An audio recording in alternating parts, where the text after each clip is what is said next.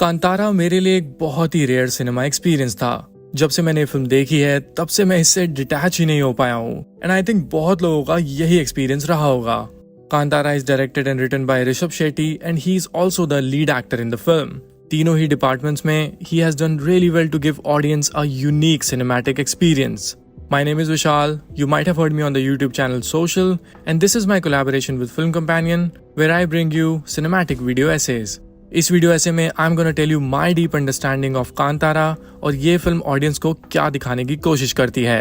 This is going to be a video essay जिसमें spoilers भी होंगे, so watch it after you have seen the film.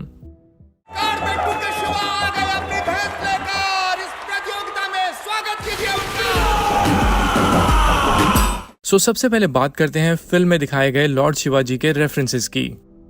अगर आपको नहीं पता है तो इस फिल्म में लॉर्ड शिवा को लेके बहुत ज्यादा रेफरेंसिंग है।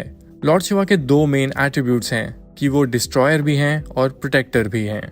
कांतारा में भी हमारे लीडिंग कैरेक्टर का नाम शिवा है और उसकी कैरेक्टर आर्क भी एक डिस्ट्रॉयर और एक प्रोटेक्टर की तरह है। You can actually see in the first half he is the destroyer. वो जानवरों को मार रहा है, पेड़ काट रहा है, लोगों से लड़ता है, नशे करता है। इस तरह से उसकी डिस्ट्रक्टिव पर्सनैलिटी दिखाई गई है। वहीं दूसरी तरफ जब उसके कैरेक्टर का ट्रांसफॉर्मेशन होता है, हम सब देखते हैं कि कैसे वो फिर एक प्रोटेक्टर बन जाता है। दिस फैक्ट क्लियरली सजेस्ट कि ऋषभ शेट्टी के कैरेक्टर का नाम शिवा क्यों रखा गया है। अगर मैं आपको एक और लॉर्ड शिवा जी का रेफरेंस दूं तो फिल्म में दिखाया जाता है एक ट्री हाउस। उस ट्री हाउस का नाम भी कैलाश रखा है। इसी तरह लॉर्ड शिवा के घर को भी कैलाश पर्वत कहा जाता है। In my opinion this is a clear referencing to lord Shiva and there are so many details in the film जो ये चीज प्रूव करती हैं। Now let's decode the philosophy of the film, human versus nature. Kantara की जो deep philosophy है, it's all about who owns the land, यानी कि जमीन का असली मालिक कौन है। हमें फिल्म में ग्रीडी लैंडलॉर्ड्स दिखाए जाते हैं जो जंगल की प्रॉपर्टी को अपने अंडर लेना चाहते हैं। वो इसके लिए इवन मारने को तैयार हैं। वहीं दूसरी तरफ गवर्नमेंट है जो इसको फॉरेस्ट रिजर्व बनाना चाहती है to protect the wildlife. और फिर आते हैं ट्राइबल्स, गांव के लोग। वो हमेशा से यहीं रहे हैं और वो इस जमीन से सबसे ज्यादा जुड़े हुए हैं। इन सभी के कॉन्फ्लिक्ट्स के थ्रू हमें फिल्म दिखाना चाहती है कि लैंड एक्चुअली में इन तीनों में से कोई भी ओन नहीं करता है। नेचर को गॉड का दर्जा दिया जाता है और पूरी फिल्म में जब भी कोई भी इसे छीनने की कोशिश करता है, उधर ही पंजुली देव हमारे सामने आने लग जाते हैं। दिस एक्चुअली सजेस्ट कि नेचर को उनके अलावा कोई ओन नहीं कर सकता। आपको भी समझना होगा कि एक ह्यूमन की एग्जिस्टेंस नेचर की वजह से है, ना कि नेचर की हमारी वजह से। This is also a commentary on the modern times, क्योंकि आज भी हम यही कर रहे हैं। फिल्म ये बहुत सटली बताने की कोशिश करती है कि how human is leaching on the nature for their own profit. दान की हुई जगह को वापस लेने से दैव नाराज हो जाएंगे। Now let's talk about mythology and mass as a perfect mixture. Film में mythology का बहुत strong hold रहता है as a story is deeply rooted to demigods. Rishabh Shetty ने इसी कॉन्सेप्ट को एक मास फिल्म नैरेटिव के थ्रू अडेप्ट किया है। If you closely see, Kantara is a mass film in every way. It has the hero fighting with 10 people at a time. Film में comedy है, slow motion वाली entry है, emotions हैं और एक ऐसा क्लाइमैक्स है जो सब कुछ एलिवेट कर देता है। It actually made me think कि हम मास फिल्म्स को इस तरह से भी बना सकते हैं, where the core story is deeply rooted. KGF, Pushpa, RRR एक अलग तरह का मास सिनेमा है, I agree. पर वहीं कंतारा, कर्णन, असुरन एक अलग ही लेवल का डीपली रूटेड मास सिनेमा है। I would absolutely love to see more flavors of mass cinema in the future.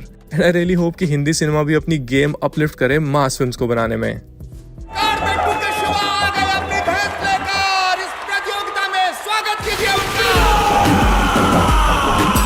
Now let's try to understand the most important section of the film, which was the climax.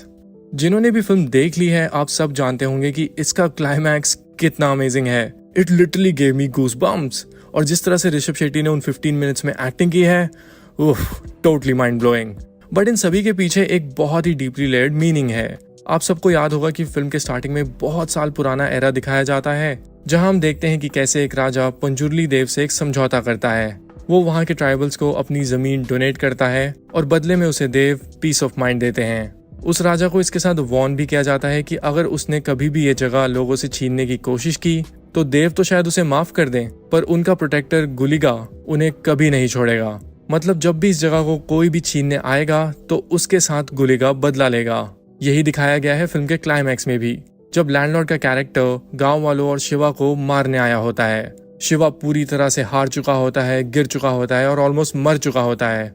और उसी वक्त शिवा के अंदर गुलिगा आ जाता है और उसके बाद वो सबसे बदला लेता है। आखिर में वो जमीन गांव वालों के पास ही रहती है, पर शिवा को अपने आप को सैक्रिफाइस करना पड़ता है। इसी सैक्रिफाइस को करते हुए वो फॉरेस्ट ऑफिसर मुरली को इशारों में कहते हैं कि अब इस फॉरेस्ट और इसके लोगों को प्रोटेक्ट करने की जिम्मेदारी उनकी है। दिस एक्चुअली एक्सप्लेन्स कि एक तरह से दोबारा गॉड और किंग के बीच एक ट्रीटी हुई है और अब फॉरेस्ट ऑफिसर मुरली ही इन सबके प्रोटेक्टर हैं। In my opinion this ending ticks every box of perfection, क्योंकि मुरली हमेशा से ही गांव वालों और फॉरेस्ट को बचाना चाहता था। उसकी इंटेंशंस कभी भी खराब नहीं थी। वहीं दूसरी तरफ शिवा अपने फादर को मिल पाता है और दोनों उसी सर्कल से गायब हो जाते हैं। This is something which is beyond our imagination. Film में हमें इस चीज को समझाया भी नहीं गया है। कुछ चीजों को समझाना मेरे ओपिनियन में जरूरी भी नहीं है। It is all beyond human understanding. इसीलिए इस तरह की कहानियों को लेजेंड बुलाया जाता है। That is why the film is called Kantara the legend. Alright, that's all for this video. Let me know आपको ये वीडियो कैसी लगी। कमेंट्स में जरूर बताना कि कांतारा को लेके आपकी अपनी थ्योरीज क्या हैं और फिल्म देखते हुए आपका भी क्या एक्सपीरियंस रहा था। मैं आप सभी के कमेंट्स पढ़ने के लिए बहुत एक्साइटेड हूँ, so let's keep the comment section quite cinematic. इसके अलावा keep following Film Companion Local for more of my video essays. Last week मैंने पोनियन सिल्वान पे एक वीडियो ऐसे बनाया था, so do check that out as well. Alright, see you in the next video.